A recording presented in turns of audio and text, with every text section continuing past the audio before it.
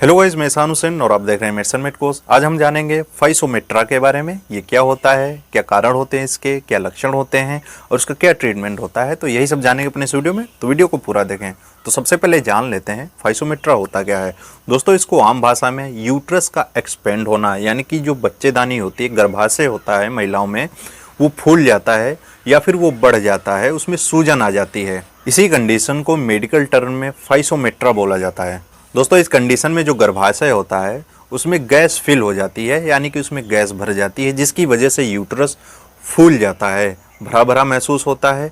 और पेड़ू के आसपास, यानी कि पेट का जो निचला हिस्सा होता है महिलाओं में, पेड़ू होता है, पेल्विक एरिया जिसे बोलते हैं, उसमें खिंचाव महसूस होता है, उसमें उभार आ जाता है और दर्द भी होता है। बच्चेदानी में सूजन आने के कई कारण हो सकते हैं, जैसे कि वीकनेस, शारीरिक कमजोरी जिन महिलाओं को होती है, या फिर उनका यूट्रस वीक होता है, तो ऐसी महिलाओं को ये प्रॉब्लम होने लगती है।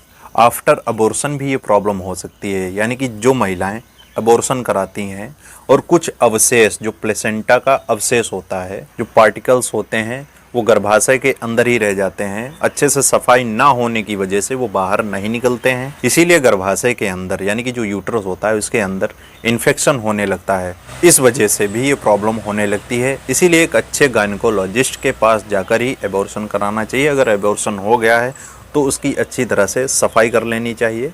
आप यूएसजी कराकर, अल्ट्रासाउंड करा के पता कर सकते हैं कि कोई पार्टिकल अंदर रह तो नहीं गया है। जिन महिलाओं के यूट्रस में गंदे पदार्थ इकट्ठा हो जाते हैं और वो बाहर नहीं निकल पाते हैं, यानी कि जो यूट्रस होता है उसकी अच्छे से सफाई नहीं हो पाती है, तो ऐसी महिलाओं को भी ये प्रॉब्लम होने लगती है।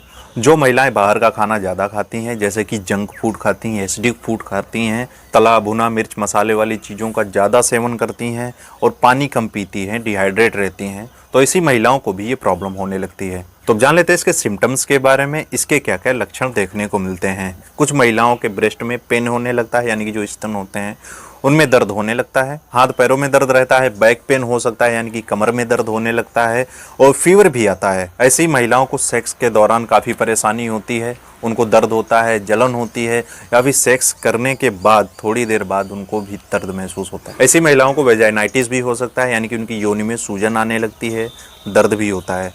ऐसी महिलाओं को यूटीआई भी देखने को मिलता है, यानी कि यूरिनरी ट्रैक्ट इन्फेक्शन भी ऐसी महिलाओं को हो जाता है।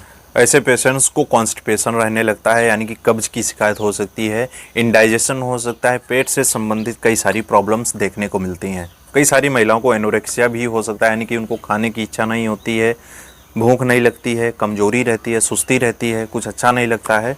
तो ये भी कुछ इसके लक्षण देखने को मिलते हैं। तो जान लेते हैं इसके ट्रीटमेंट के बारे में, इसका क्या इलाज करना चाहिए। सबसे पहली बात, अगर ऐसे कोई लक्षण आपको दिखते हैं किसी महिला में, तब उसका तुरंत टेस्ट करवाने चाहिए, जैसे कि यूएसजी लोअर एब्डोमेन का कराना चाहिए, यानी कि पेट के निचले हिस्से का अल्ट्रासाउंड कराना चाहिए, जिससे कि यूट्रस की कंडीशन पता चलेगी। इसके अलावा यूरिन टेस्ट भी कराया जाता है, जैसे कि आरएम कराया जाता है यूरिन टेस्ट, वो भी कराना जरूरी होता है। और इसके साथ में हार्मोनल टेस्ट भी कराना जरूरी होता है। इसका इलाज कारण का पता लगाकर ही करना चाहिए, यानी कि ये कॉजेज पहले पता किए जाते हैं कि किस वजह से ये प्रॉब्लम हो रही है, फिर उसके बाद इसका ट्रीटमेंट किया जाता है।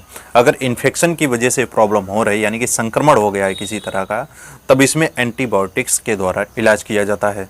एंटीबायोटिक्स जैसे कि डॉक्सीसाइक्लिन 100 mg की ये गोली आती है, इसको सुबह शाम खाने के बाद दी जानी चाहिए। और इसके साथ में प्री एंड प्रोबायोटिक्स भी देने चाहिए, ये देना बहुत ही ज़रूरी होता है।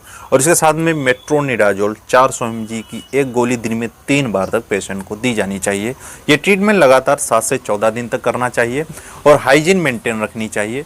दोस्तों, इसमें हाइजीन मेंटेन रखना बहुत ज़रूरी, यानी कि साफ़ सफाई रखना बहुत ही ज़रूरी होता है। ये ज़्यादातर प्रॉब्लम अनहाइजीन कंडीशन में ही होती है, यानी कि जो महिलाएं साफ़ सफाई का ध्यान नहीं रखती हैं, हाइजीन मेंटेन नहीं रखती हैं, तो ऐसी महिलाओं को ये सारी प्रॉब्लम्स देखने को मिलती हैं। अगर किसी महिला को दर्द हो रहा है, पेन हो रहा है, तो इसमें मेफ्टल स्पास की एक गोली सुबह शाम या फिर ज़रूरत पड़ने पर दी जानी चाहिए। दोस्तों, जो पेल्विक एरिया होता है उसमें दर्द के लिए मेफ्टल स्पास अच्छी गोली होती है। अगर फीवर आ रहा है तो पैरासीटामोल दे सकते हैं। अगर कमजोरी है, वीकनेस है, खून की कमी है, तो ऐसी महिलाओं को मल्टीविटामिन्स के कैप्सूल देने चाहिए, सिरप देनी चाहिए, या फिर आयरन की गोली या फिर आयरन की सिरप देनी चाहिए, जिससे कि महिलाओं की वीकनेस दूर हो। अगर खून की कमी है, एनीमिया है, तो उससे भी निजात मिलेगा। ऐसी महिलाओं को अपनी डाइट का भी ख्याल रखना चाहिए, ज़्यादा से ज़्यादा पानी पीना चाहिए, हाइड्रेट रहना चाहिए और हरी सब्जियों का ज़्यादा इस्तेमाल करें। तला भुना मिर्च मसाले वाली चीज़ें बिल्कुल ना खाएं। फ्रूट लेने चाहिए, फ्रूट जूस पीने चाहिए। तो ये सारी चीज़ें आपको ज़रूर लेनी चाहिए। तो दोस्तों आज के लिए इतना ही। अगर आप किसी और बीमारी के बारे में जानना चाहते हैं, किसी और मेडिसिन के बारे में जानना चाहते हैं तो कमेंट करके बता सकते हैं। इंस्टाग्राम पे मुझे फॉलो कर सकते हैं और मैसेज कर सकते हैं। आई होप दोस्तों आपको वीडियो पसंद आया होगा, तो इस वीडियो को लाइक करें, चैनल पर नए हैं सब्सक्राइब जरूर कर लें और बेल आइकन को भी प्रेस कर लें, जिससे जैसा इंफॉर्मेटिव वीडियोस आपको हमेशा मिलते रहेंगे।